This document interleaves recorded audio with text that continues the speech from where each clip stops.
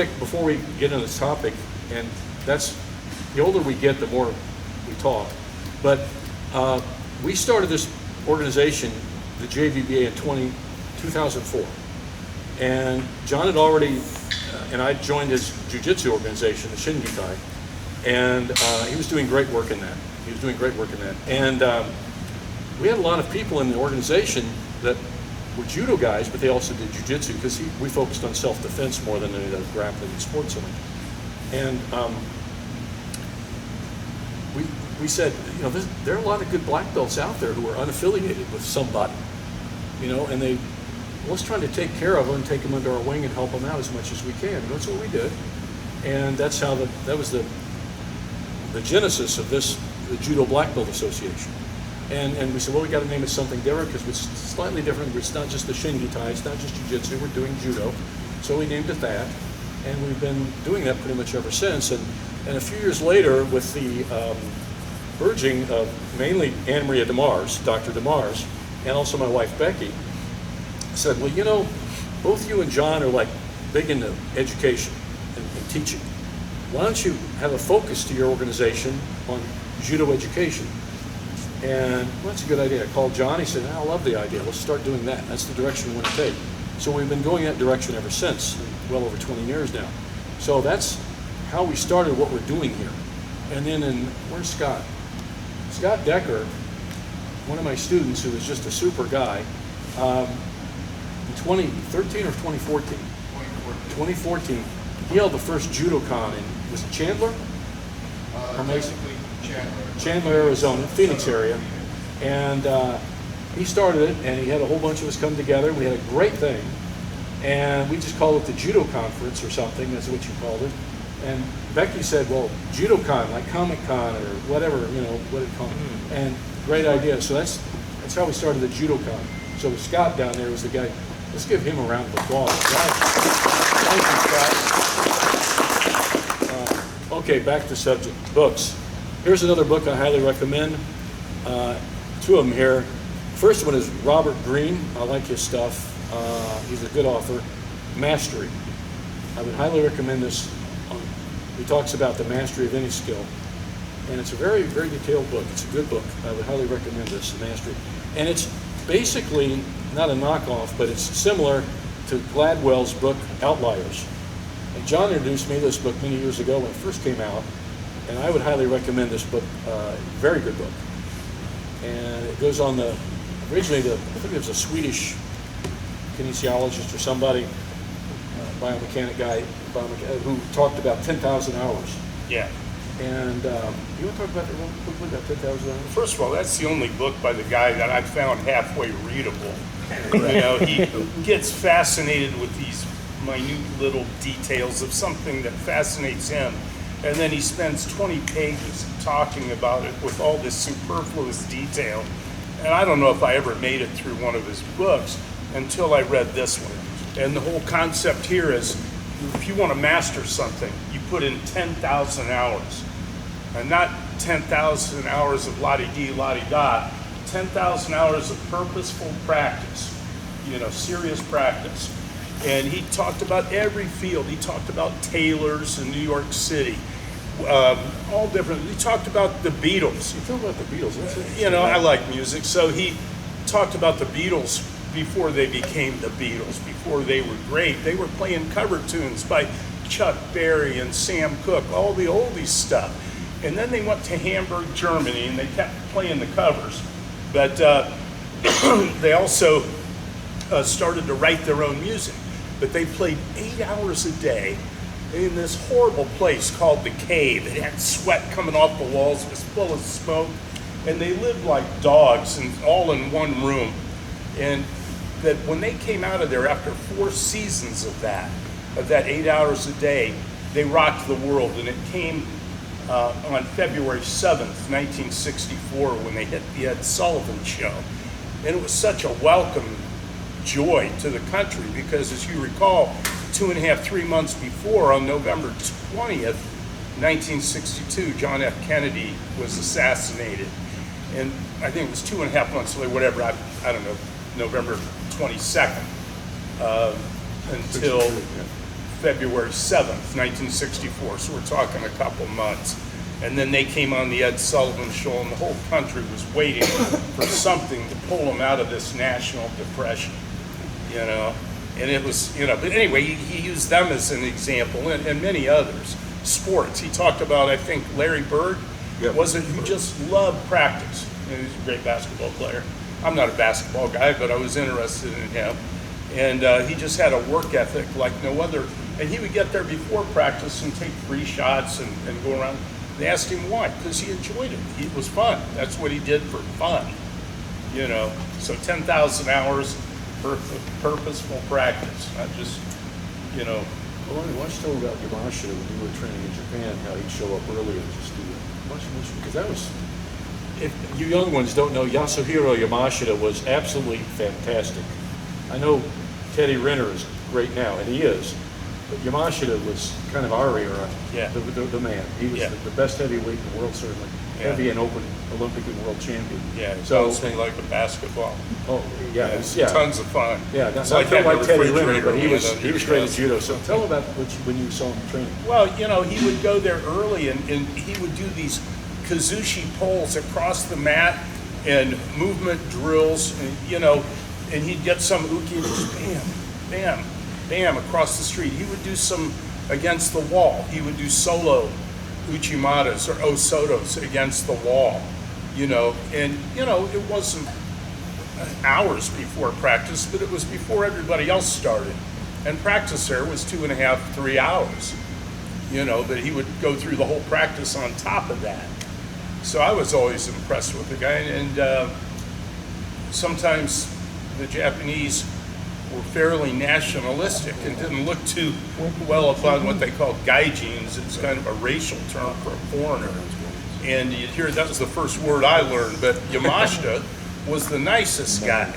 You know, he'd beat you, you know, throw you like bouncing a basketball, and then he would be very nice and smile. He'd greet you in the morning, Mr. Saylor, Mr. Againa, Craig Againa, and he'd go right down the list of Mr. Neureiter, Mr. Van de Waal from Belgium, and he would bow and then he'd kick all our asses. You know?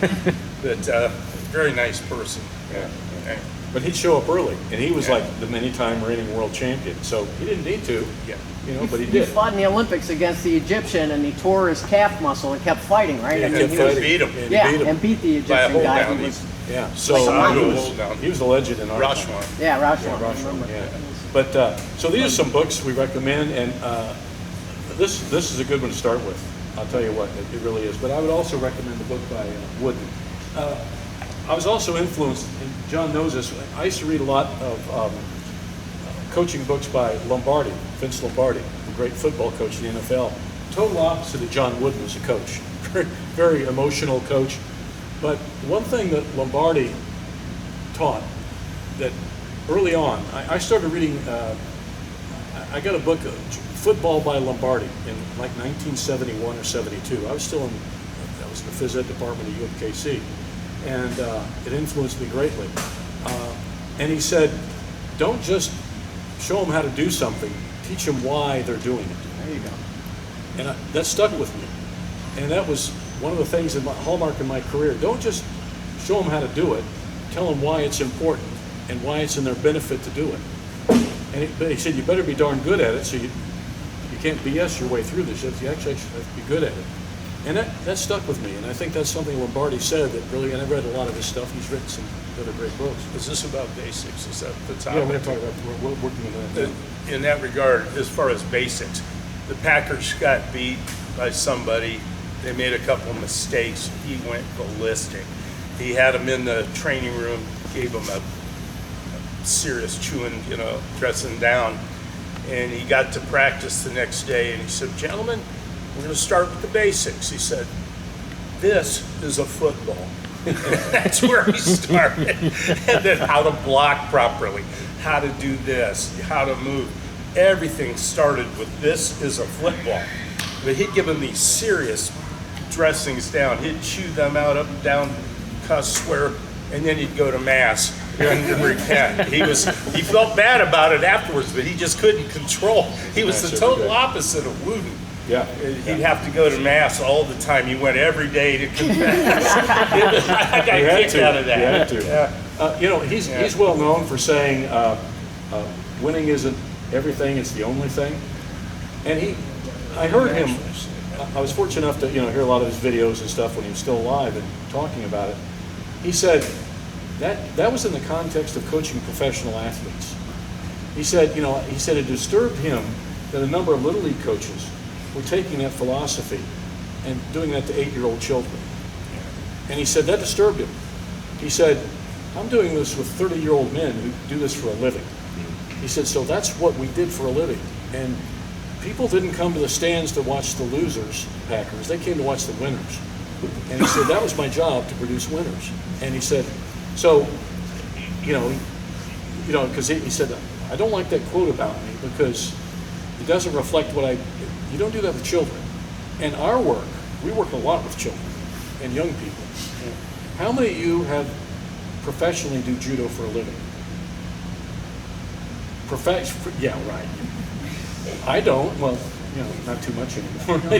but it's rare. It's rare.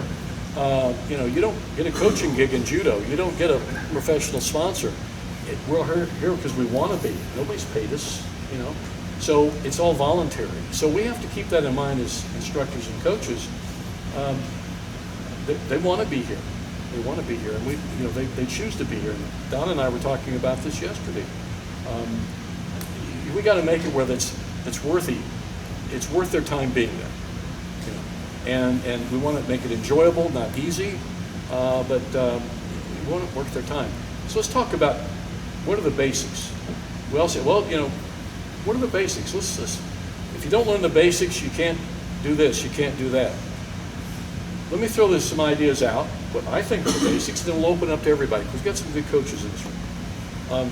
So what are the basics? Well, I think, to me, the basic skills of learning the gross motor skills of judo movement, entire judo movement. Like Simon's working with me now quite a bit, and he's one of my good proteges right now. We do a lot of uchikomi and butsukari, and we'll talk maybe some difference about that a little later, about the two different drills. But we do a lot of movements, we do a lot of opening up movement. We do the things that are going to make the big things work. So we do the gross motor skills, basic throws like ogoshi, osotogari. Ogoshi is a little more detailed than osotogari, but there are throws like that. I believe in teaching from the ground up. While they're learning their ukemi, their break falls, they're learning good ground fighting. The adults, we usually introduce them pretty quickly to Jujigatami. I've written a few books on that subject, but we do that, or the groundwork, breakdowns to pins, so on, and we do those while they're learning their ukemi. And so they're engaged in learning something, and they're not just spending hours slapping the mat. They have some fun doing judo, and they're learning good skills. But the gross motor skills, and the things that a beginner, even an adult beginner, if we start talking to him about the complexities of Ken O Chigari or this or that, we're going to lose them. Let's teach it their level and let them learn as they go along. It takes a period of time, it takes some patience to train people correctly. But that's my idea. Learn the big skills, the gross motor skills, things that a beginner, not just children, but an adult too, the relatively easy concepts to grasp, and then they can go from there. And then you open the world up a little more to them. Do you have anything to add to that? More open? Okay. I think John and I, we've talked about this quite often. They're not the easy skills, but they're the important skills. It's important to turn your head, turn your body correctly. Teach those things and emphasize those in the basics. And then the Taiotoshi will come, and then the Uchimata will come later. We've got some coaches. How do you start? Brad, please. Well, the comment I would have about that, most people, instructors, when they hear a black belt, Shogun doesn't have any first steps. Yeah. So, and on the one that I was there, they always said, okay, you're a black belt, now you're ready to learn some judo. Yeah. So, to actually learn the basics takes 3 to 4 years. Yeah. Once you're a black belt, you have a very good grasp of the basics, you have a good grasp of body mechanics, that's when your progress That's right. skyrockets from that point on compared to the first, how much progress you made. Right. Right. So learning the basics isn't a process of your first 2-week introductory class. That's right. That would be my comment. It actually, there's so many basics to learn. And, that can be a 3 to 5 year process. You know what? Brett's right on about this because it's interesting when Kano developed the what's called the Dan E rank system. He differed from the old jiu-jitsu scrolls, the Minkyo scroll thing, and he introduced the rank system we have. Jigoro Kano, the founder of Judo, and there are actually 2 ranks in Judo. And this talks about basics. There's the Mudansha, which is the under black belts. Mudansha means person who has a nothingness, mu in the concept of not having something physical. And then the Udansha, once you get a black belt, you've accomplished something. So there's actually 2 ranks, Mudansha, Udansha. And what's that? Yeah. When I was learning those Japanese terms, so if you're not familiar with those terms, I was Mudansha was on the other end, you're mud. It'll help me remember. Yeah. I couldn't remember, I just remember, mud is the people who are black belts. Yeah. That's how I. He doesn't mean that negatively. No, he actually does. He actually does. I know. Using a mnemonic. But that's it. So, and that's basis. You know, like our philosophy is like judo rank. Getting to that real quickly. We're going to be talking about that a little later this afternoon. Kano was an educator. He was a teacher. He became the minister of education for the country of Japan. He was the one who introduced the Olympic movement to Japan. Physical education, not just judo. He was the whole physical education. And so that being the case, when he did the rank thing, he looked at in sense of educational process of how one grows from one grade to the next educational. And that's how he approached judo rank. Now it's whatever it is, people are doing what they're doing. And we've always approached that. That's been our philosophy. It's education based. It's like, can't say it's the same thing, but it's analogous to getting a degree, an educational credential. And the Shodan is your first. Yeah, Charlie. Just like you said, the basics. The basics. My basics, I just like the competition. It was fun. Yeah. You get the big guy and the little guy. Big guy, let's go. And you learn from it. You'd be surprised how your mind takes a numerous things. Like you said, just go away. Yeah. Competition is the thing, though. Don't worry about the rank or anything like that. Just have fun. Just have fun. And that's Yeah. it. I never even thought about it. I don't know where it's going to be right now. I'm just having fun. You were. You were a training partner of mine. You were. I play with anybody. You would. And he's good. Even big guys like me used to throw me around. So, yeah. He's always good. His 2 cents are always good. You were talking about Jigoro Kano being a big proponent of physical education. Judo in itself is not a complete physical education. Don Drager, the famous judo author, called judo the great crippler. And when you lose your people in judo to injuries, and the big injury sites in judo are shoulders and knees, and a sprinkling of everything else. Your feet, your broken toes, all that.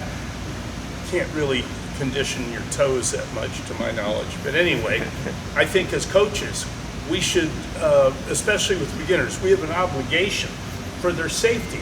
And what I do, even with beginners, and wrestlers do this, you wrestling coaches, those kids do all, I see them up against the wall, leaning, doing penetration steps up and down across the mat, push-ups, sit-ups, the whole works. Climbing rope was a big one.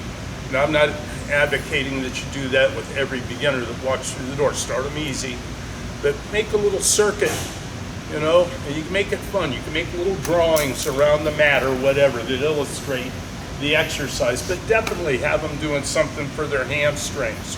Like glute ham raises or something, where the partner holds the person's ankles down and they curl themselves upright. using their hamstrings, because that's where so many knee injuries come from, weak hamstrings.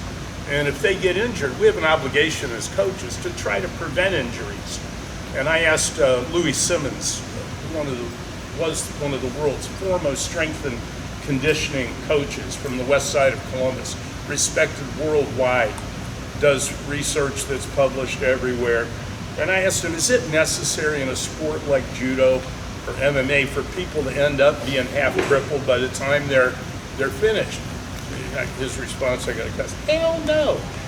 He said, hell no, it's not impossible to, come out of it relatively injury-free. He said, but you got to do certain things to prepare to participate. You cannot play your way into shape, with just judo. I love judo and everything, but you have to prepare to play judo.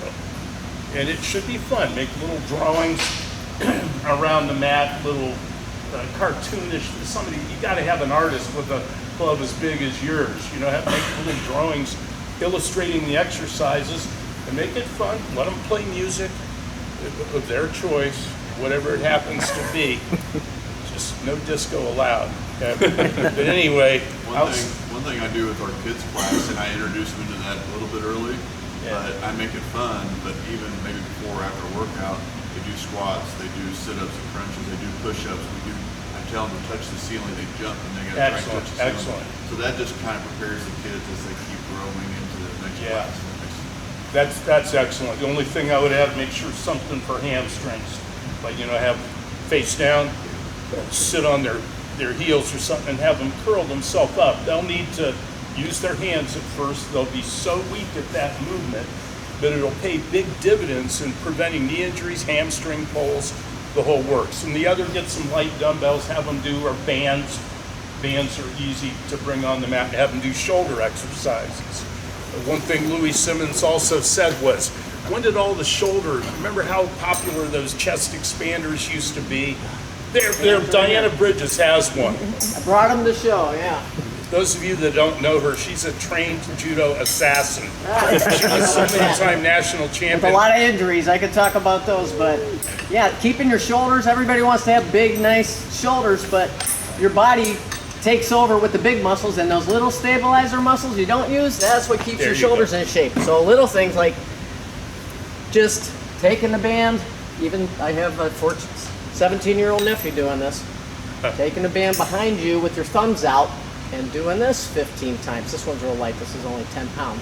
You don't have to do heavy weight, but this gets you to open up. Everything in life is looking at your computer, driving your car, all the work you do is this way. You need to do this opening and getting the stabilizer muscle strong. The big muscles help keep your shoulders strong, but those little tiny ones, those are the ones that keep you safe when somebody's cranking on your arm. So these are, and I look at physical therapists. What do they say to do? Because you don't always need shoulder therapy, surgery. You can do rehab on your rotator cuff stuff with rehab stuff. So things like this, internal, external rotation. Using these when you're at, for uchikomi, you don't have somebody with a gi on, and somebody can hold this. You do some uchikomi on them. Yeah, they're great. About 3 years ago in Ohio, at one of Paul Jordan's tournaments, Movement. should have been stopped. It wasn't, but Theodore was putting an illegal shoulder lock and completely dislocated his shoulder on the mat. It completely went back and out. Luckily, he was young and rolled back in, but I didn't take him to any doctor, but we did band therapy, and that's how we reconditioned here at the school. This too, red light therapy, new thing. I just got one. I got a book on what it does. I don't know if I charge it. Yeah. Oh, red light therapy? Yeah, and that's really good. Yeah, it's like put it on for 20 minutes, let it do its thing. It works on backs. I mean, this one's not specific for a shoulder, but it works, or a knee. It's kind of good because it's more universal. These kind of things help too. It brings blood flow to your joints and stuff. So if you do have injuries. Becky was, as many of you know, was a physical therapist, and she used that with her patients, actually. Yeah. But electric stem. Prehab's a lot better than rehab, isn't it? Yeah, exactly. Yeah.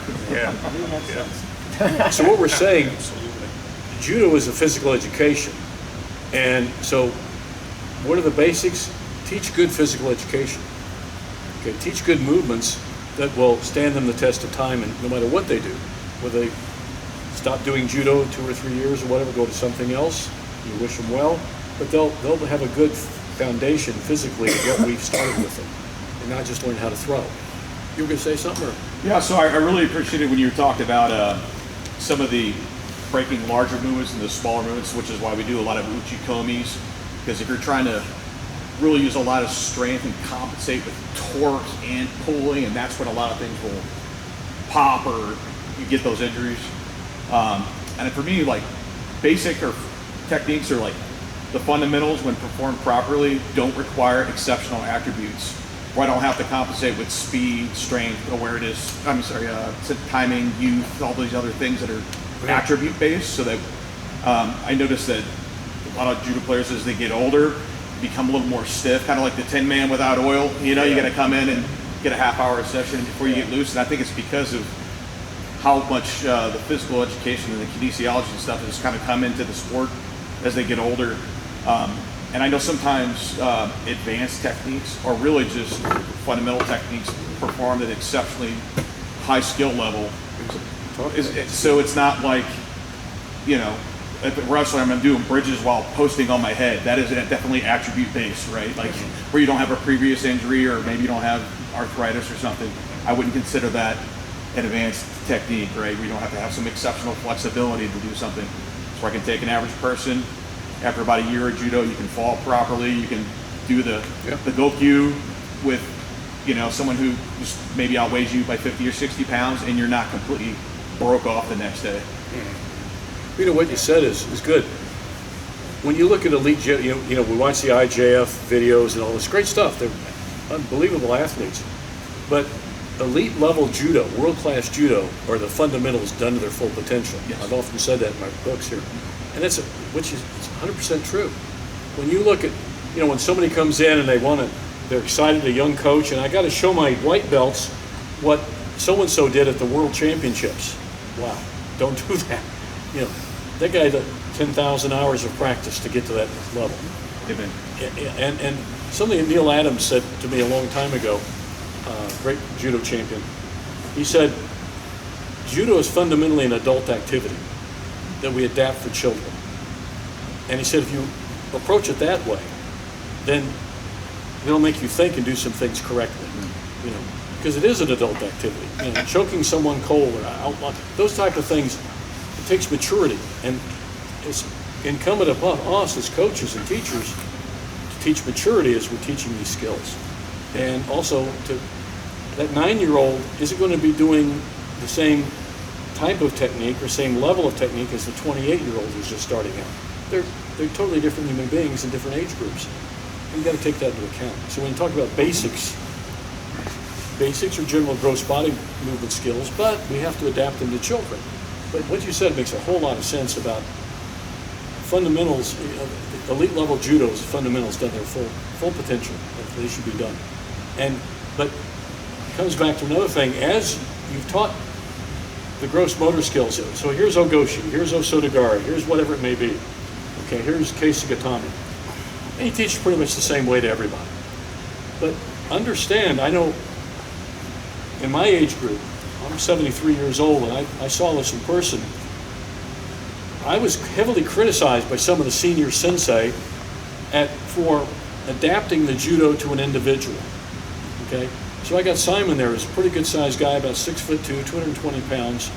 He's going to do Serenagi differently than Donna would, who was not nearly that big, and a female, and you know, a little bit, 2 years older than him, not too much, but they're different human beings. So once you teach the gross motor skills of the basics, then start to adapt it quickly. And that takes some time and thought on your part as a sensei or coach, because it's not a cookie cutter approach. That, you know, so adapt it, make the judo. Morris Allen, a mutual friend of ours, great judo man, a Samba world champion, taught me many years ago. I trained with him for a period of time, and I was fortunate. And he said, make your judo work for you. Make the technique work for you. Learn the basics, yes, but then you have to adapt it. And if you try to be, because when I started training, I was 6'4", weighed 220, 230 pounds. And he said, why are you squatting so low on that throw? I said, well, that's the way I learned this and that. He said, man, you're 6'4". He said, make it work for you. What are you, crazy? Well, I guess I am, you know. And that's what really opened my mind. Make the judo work for you. But that takes some time after you learn the gross motor skills, then adapt them. And it's incumbent upon us as instructors to do that and have that base of knowledge where we're able to do that with our people. We are. I mean, we have to be there. So, and a lot of you guys are. I mean, and ladies. So. It took me a long time to realize competing. I would throw people left because they couldn't defend left, and I would slam people, and I would fight left. And I do Uchikomi right. I'm right-handed, but I fight left because it worked. You know, I could fight right too. But I went to Erwin Cohen, and he's like, "Are you right-handed or left-handed?" I said, "I'm right-handed." He goes, "Why are you fighting left?" You know, so he just changing my whole stance, just that, with doing that, just changed my whole judo right there. Just him Yeah, I know a little bit about that. looking at something I was doing. I was getting away with being strong and just going left. And I notice a lot of people too now. I mean, just, it's always harder, you know, to defend against a lefty when you're not used to them. That's right. Yeah. And it worked, but. Yeah, and that's a good point that Dinah made, because, you know, you may teach a side predominantly, you know, but after a while, you know, based on the individual, at least my style of it, we start working the other side. You know, I find those techniques which will work best for you on that side, and we start focusing on that. And, you know, you may not work every throw left-sided, but many of them you can. Then they have some, yeah. Yeah, you should have some. And it's, again, that's our job as coaches to recognize that at the right time to do that. Anybody else have any thoughts on that? Yeah. Well, on that thought there is adapting. We always start with teaching right, but we forget we have left-handers in our class. Right. And Nate, as I was talking with you about yesterday, he just got ranked number 10 in his weight class in IJF, and it took us a year to realize he kept doing everything right, but when you would watch him, he's really a left-hander. And so I kind of did this, why are you doing it right when you're a left-hander? You know, but that's how we teach, and we, as coaches, as we go through, we have to go and help them with those tweaks to say, you know, maybe you start out as, how many right-handers do I have in here and how many left-handers in here? So at least you have that knowledge. Right. For me, back to what's the basics is learning to fall. And if I don't know how to fall, I will go play BJJ. I will go play all of the other martial arts that I don't have to be thrown on the ground because I'm afraid to be thrown. All right? I cannot be a good uke if I am afraid to fall. I can't, and so that's the most important. And as you mature, all of those things, it becomes muscle memory. So a couple years ago, I'm a little bit younger than Steve, 1 year. I was walking across the ground and fell. But my body, because of all those years of falling, literally twisted and kept me from face planting. And it wasn't, I didn't think about, oh, I need to turn. So if people don't know how to fall, they're afraid to fall, they will get hurt, and they will go someplace else at a sport that's easier. Absolutely. Right? First time they get slammed, that's it. They're out the door. Yeah. If they don't know how One to thing take we a do fall. when we teach, or when I teach, is even a brand new student, everything we do is left and right. I don't start with just right, I don't start with just left. I teach them the basic motor skills of it. I may have them do it right side the first 50 times, but then I develop them, okay, I want you to do 4 left, 4 right. And I watch them, and then every technique we do, they have to do left and right. Yes. And then over time, as they develop, I figure out if they're dominantly right or left-handed player. Then I figure out, you know, if they're a competitor, what can they do with their dominant left stance, left side. Then off their left side grip, what is their dominant right side technique off the left grip? And then I develop their Shihai based off of that. And then they start. And it's something very great is Sode, because Sode you can do left and right very, very easily. And it's a nice move that you can switch on very quickly. But that's what I do. And even Newaza, when we do Casey Tatami starting out, well, they're doing it right side. Even the kids class, good, and do the other side. You know, I don't know how to do the other side. Do the other side. So even in Newaza, I teach them to do left and right in Newaza, jiu-jitsu, kami, pins, breakdowns and turnovers. When we drill breakdowns, even the kids class, double arm your leg, double leg, belt Nelson, whatever. Even the kids, the 5-year-olds, they're all doing them left and right because I want to develop those motor skills early. Yeah. You know, physical education. Jimmy Woolley was a 2-time Olympian and a wonderful guy, but he was a chiropractic physician like Smitty. And he once said, even if you don't perform opposite side techniques, you got to drill them, or you walk around with an imbalance. How many of you guys that are, you know, late 20s on up have back pain? You know, if it's a physical education, you got to drill both sides, or you're walking around maybe unconsciously, but you have imbalances. And before we even think about competition, you know, you got to think about judo as a physical education, as Kano intended. You know, so. Brett, you were going to say. I was going to say, the one thing for gentlemen that I learned right away is stop putting your wallet in your back pocket. Yeah. That Right. 1 inch. Yep. Right here. And Back up. some of you guys had your whole life in there. That 2 inches that you're sitting on that one butt cheek Yep. will destroy your SI joints. Yeah. So I put your never do pocket, that. put it somewhere else. Yeah. Don't be a thumb and stop putting the ball in my back pocket. Yeah. Don't have anybody. I agree. I don't. Brett, you were going to say something. That's free, by the Usually, way. I'll give you that one. no? Yeah.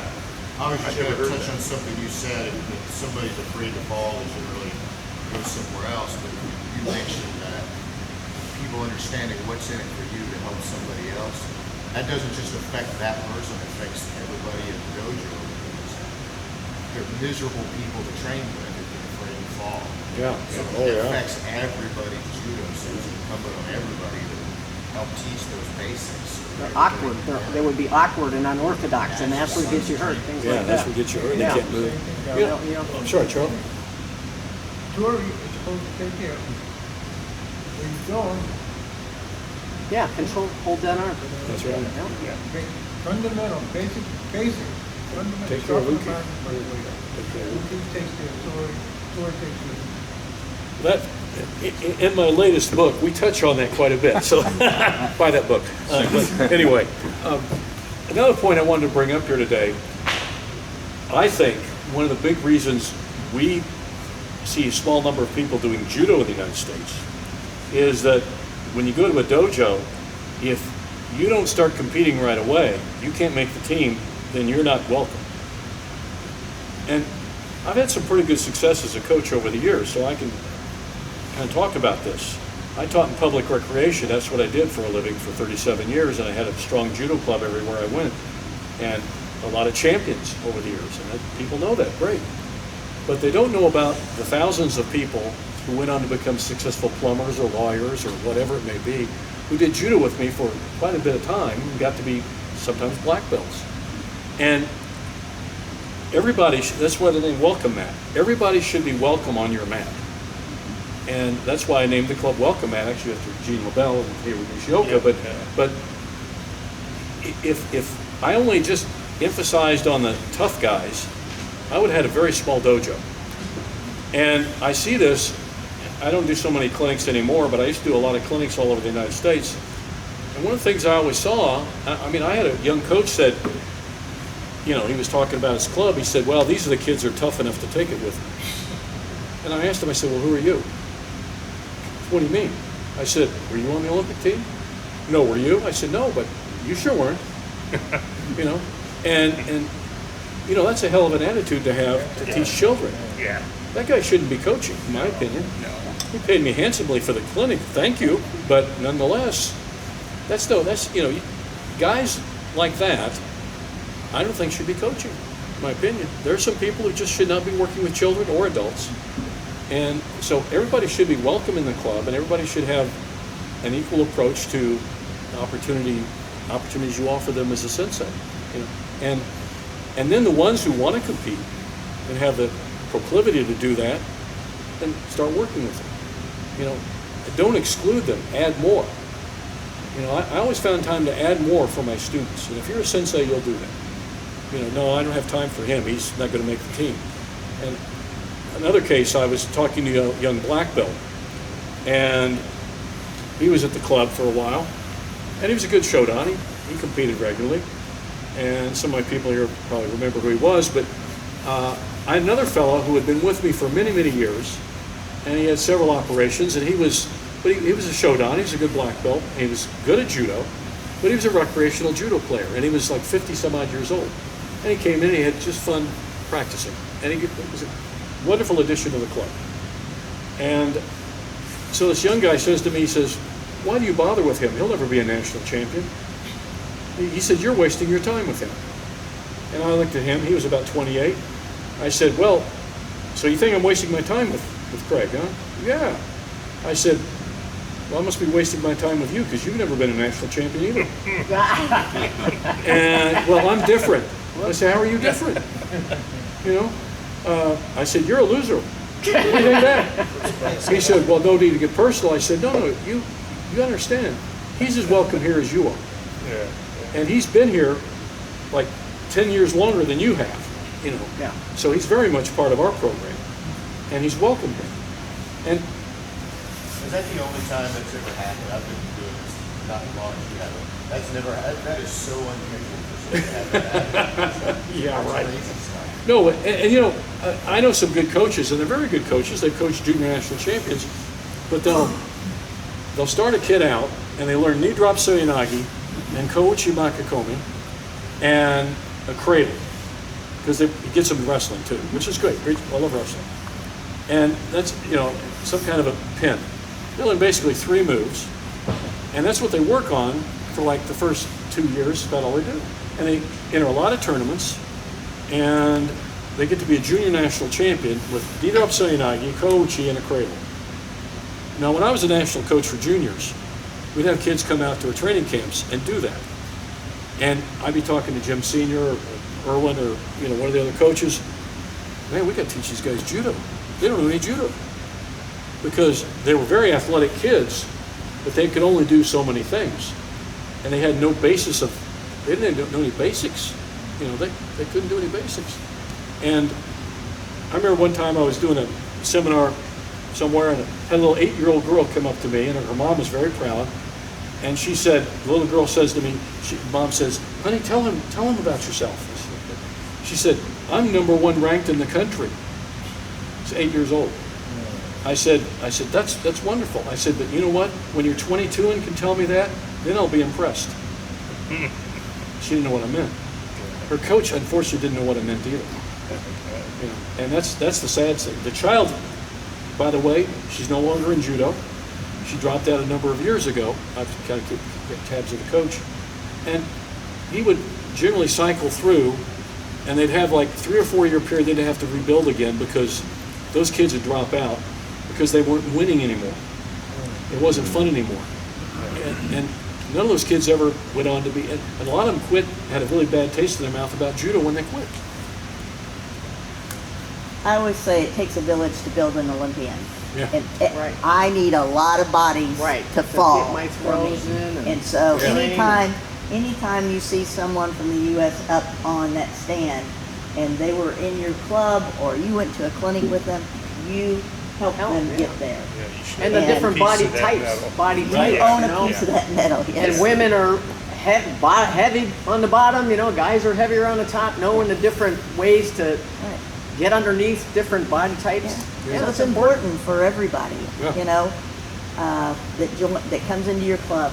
If you lose one, you have to look inside and say, why did I lose them? Yeah, well said. Well said. It's true. Talking about retention and the reasons people join judo. And I don't want to, Diana's heard this, Steve's heard this, I don't want to bore you too. This young man looks like he's about to crash, so we need to get him moving. Josh, is it? Is that Josh? Landon. Huh? Landon. Oh, Landon.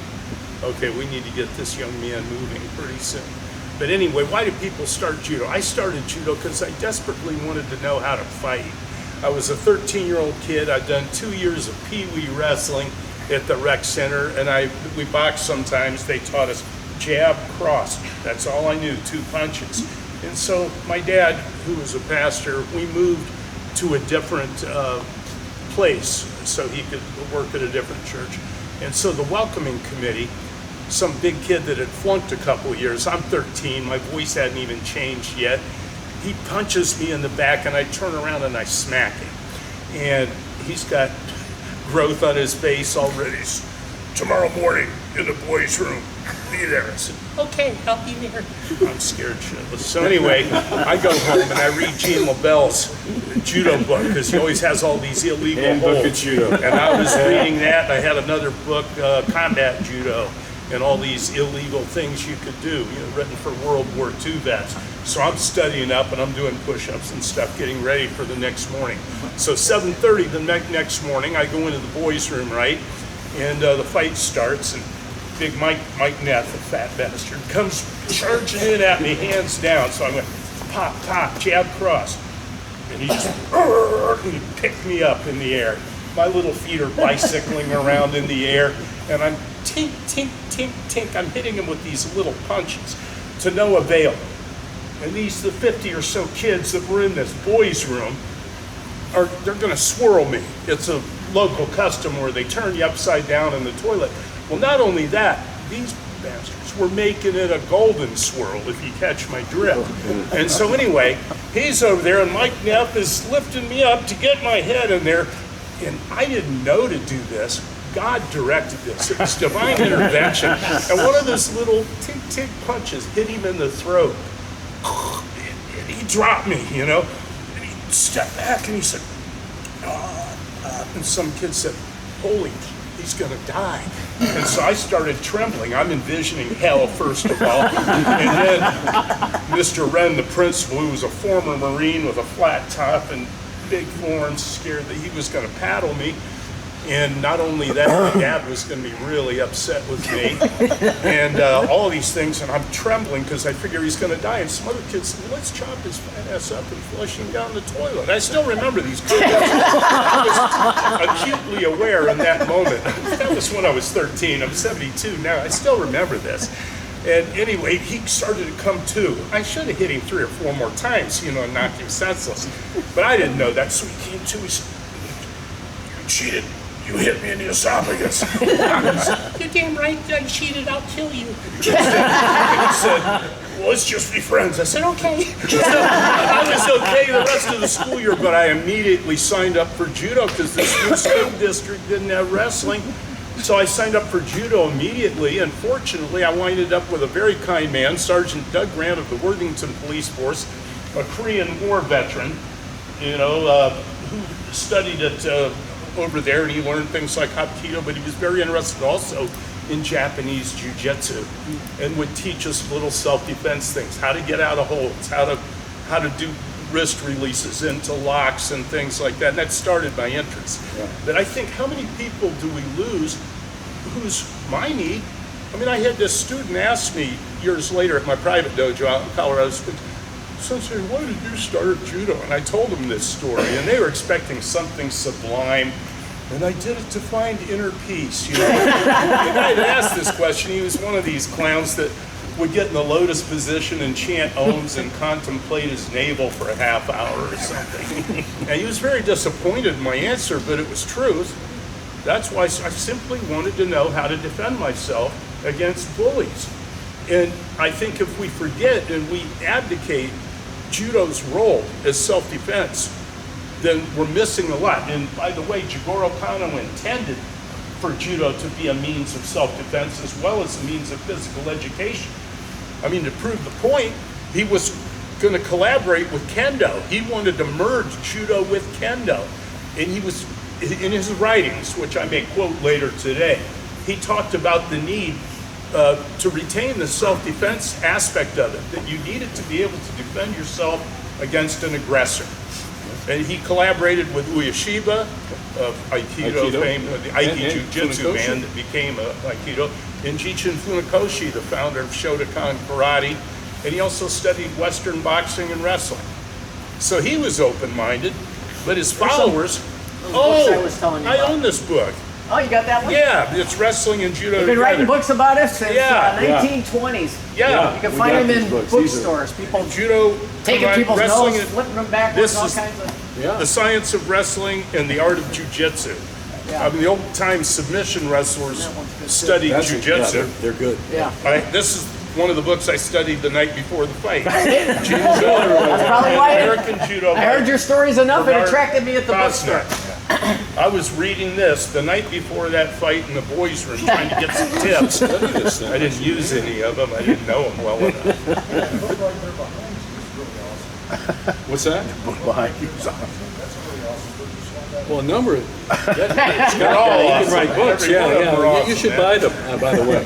But also, you know, when you're done, competitive judo is for a season, and it's over. And then what are you going to do? Well, you can teach, you know, and you can continue to train, but your results go down. Your physical attributes go down with age. But we need to use judo as a martial art. People can practice that for a lifetime, and you're fulfilling a need for people. But you need to know how to defend yourself. We live in a dangerous world. You know, there are bad people out there. A lot of good people, but there are bad people. So we don't want to abdicate our role as a martial art. And I'll be discussing that for a half hour today, trying to cram as much in as we can. But here endeth the sermon for the day. Okay. Well, you know, along the line, Kano, there are three reasons Kano talks about the creation of judo, what he calls the three cultures of judo. A culture meaning a principle or a canon. Rintai-ho, which is physical education. Shushin-ho, which is development, character, ethical development. And then Shobu-ho, which is not just sport, but also self-defense. He was adamant in writing both are important. And he pursued judo at the international level to make it a sport with the IOC, International Olympic Committee, because he thought that was the way that judo would grow as an educational activity in the world. That's what he wanted. And he wrote extensively about how he didn't want judo to just be a sport, And we lived that life. We all lived that life. A number of us here, that was our life. That was my life for 60 years. Yeah. And still is, frankly. But that's not for everybody. Right. It's not for everybody, nor should it be. And not that I'm special, it just means I may be stupid. I don't know. But that's the type of thing that Kano warned us against, just only sport. And that's what John, think about, why did you start judo? Why did you start? Okay, Willie, why? Self-defense. Self-defense, that's right. And, All right, Mom. yeah, I know your mother. Oh. But, well, yeah. When I was a kid, I was a big pro wrestling fan. I loved pro wrestling. NWA, National Wrestling Alliance, Kansas City, man. We had the Mongolian Stomper was my favorite, but nonetheless. And I'd watch this on TV, and my dad knew the announcer, so I get to go down to Channel 4 studios every Saturday and watch live wrestling. Wow. And yell my head brains out. I loved it. And plus, I lived in a rough neighborhood, and I was stupid. I never turned down a fight, which was really to my detriment. And so I wanted to learn how to fight because big guys were beating me up, Yeah. But those guys body slam, that's cool. And so that's what got me into judo, a combination of learning how to fight, but also I wanted to learn how to body slam guys, and that was a great reason. But yeah, it was self-defense was the primary reason. Yeah. Yeah.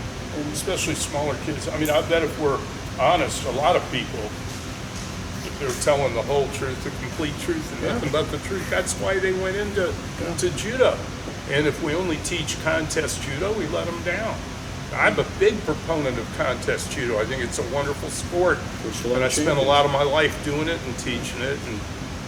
But I don't think that's all there is, and I don't want to quit practicing now. I'm not going to the Olympics anymore, no doubt about it. Yeah. And I'm not getting any better in contest judo. So what can you do? You can do judo as a martial art the rest of your life. So. I started judo in 74 because my neighbor was laying in his basement, the kid I played with all the time, doing 6 inches, and I see him doing this, and I said, "What are you doing?" He said, "I'm strengthening my judo muscle." And I'm like, "This is 1974." Yeah. Yeah.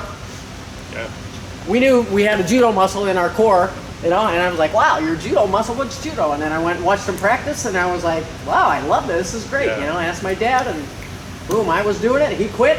He was cutting out newspaper articles about me. My mother, we moved away from each other, and our mother saw each other. He's like, Bobby's cutting out newspaper articles about Diana. He was like, felt, you know, happy that he got me started, I guess. So Cool. That's great. it was his judo muscle that got me in What there. time is John saying? 10. We'll log on at 9:45. He's at 9:45. 10 o'clock. Well, it's real close. It's close. And then what time were we going to do Sensei Turk presentation? Well, she's on Or this it's on. afternoon. Oh, it's on Matt. Okay. Yeah, it's on It's Matt. Yeah, Okay. she's on this afternoon. Yeah. So we'll be logging on with John in about 6 minutes, and he'll start in about 20 minutes. Okay. What's that? One thing. Yeah, What wait, year wait. What year were you in charge of the national team for JBBA? From about 86 to 90, almost 93, I think. So he was in charge of the junior team, which is now USA Judo, which was in USJI. But Jimmy Pedro was on this team. Yeah, he was our And I star. go to Boston a lot. I take the over there. We train with Jimmy and Travis quite a bit. And Jim and I talk about Steve a lot. He always tells me to tell Steve hi. But he tells me often. I think sometimes he forgets it. He's already told me.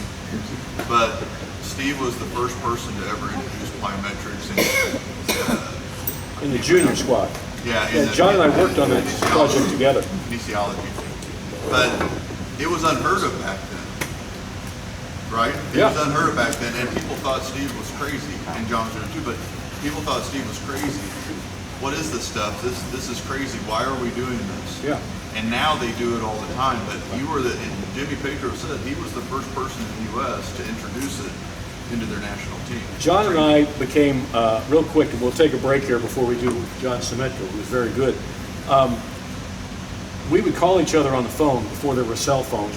I remember in my kitchen, I'd be, Becky, get off the phone. You know, I mean, come on, man. But anyway, we talk, and did you subscribe to Iron Man? I did. I know. Yeah, I did in the old days. Yeah, so Iron Man magazine, which they covered all the strength sports.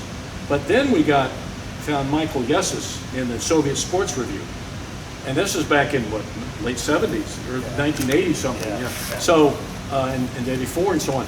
And we would talk, and it was a quarterly publication. And when it came out, I mean, I'd expect a phone call from John Saylor, I'd give one to him. And we'd just cover that whole issue, talking about it. Concepts, and that's where we first picked up jump training, plyometrics. Yeah. And what the Soviets first called jump training. And Periodization. periodization, cycling of your training. You're treating judo athletes, all of it. You know, you need shin, gi, and tai. Shin, the mental outlook, of course. The mental attributes required to be great. Gi, the skills. And then tai, the physical training. And that's what so many of these coaches, all you need is uchikomis. Well, yeah, you need that. You need moving drills. You need ground fighting. You have to drill. You have to do judo, and you have to put a lot of time on the mat. That's right. But when you're not on the mat, you got to do physical training. Complementary. If you want to be great, if you want to be the best, you have to do physical training. If you're happy to be second or third, you know, well, don't do it. Just do uchikomis. You know. But one thing I noticed is that, you notice we switched off into training elite athletes, competitive athletes, not always elite, but competitive. You've got to do that if you're a sensei or coach. You've got to have both roles. People, I can't do this without that. No, you can be. It's just you need to educate yourself better. You know, because your dojo, your club, everybody should be welcome to teach good, solid judo for phys ed, self-defense, character development. But for those who want to compete and, you know, really get serious, then yeah, step it up and work with them too. Include more time, add more time. Don't exclude, but include. But you've got to be able to do both, because we've got a real important role as judo coaches. There aren't many of us in the United States who are, and we've got to do a better job doing it. And get more people just to have fun and do judo. They don't have to be a champion in the first 3 months of their career. Let them have fun and enjoy it. Then when they're serious, then we can step it up. But you notice we can do both, and you can too. I know Brett, I know Mike, you've coached champions, certainly Donna, you've coached a lot of champions. And you have that ability to do both and keep that up. And so if you don't do that now, I would say include that in your repertoire of coaching. We've got to meet the needs of the students, figure out Yeah. what their need is. Why did they join? What was their goal? Why did they do this in the first place? And then as coach, we have to try to individualize it as much as we can and meet their need, which requires that we have competence in all the areas of judo to be able to meet that need, So. Guys, let's take a quick break because John Semenko is going to come on with a great deal about adaptive judo, which I think you'll find very interesting. He'll be on the screen